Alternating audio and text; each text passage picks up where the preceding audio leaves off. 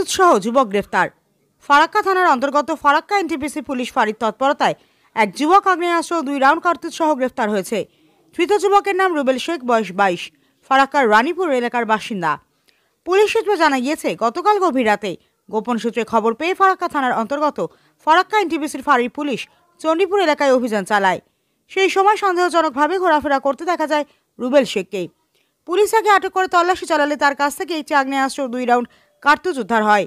এরপরই তাকে গ্রেফতার করা হয়। পুলিশ সূত্রে আরও জানানো হয়েছে, ওই যুবক অসৎ উদ্দেশ্যে এলাকায় ঘোরাফেরা করছিল। আগ্নেয়াস্ত্রটি সে কোথা থেকে সংগ্রহ করেছে এবং এর পেছনে কোনো বড় চক্র জড়িত রয়েছে কিনা তা খতিয়ে দেখা হচ্ছে। সোমবার সকালে ধৃত যুবককে 10 দিনের পুলিশি হেফাজতে জঙ্গিপুর মহকুমা আদালতে পাঠানো হয়েছে। পুলিশের তৎপরতায় বড়সড় কোনো অপরাধের পরিকল্পনা ফেঁসে গেল বলেই মনে করা হচ্ছে। ফারাক্কা থানার পুলিশ গোটা ঘটনার তদন্ত শুরু করেছে।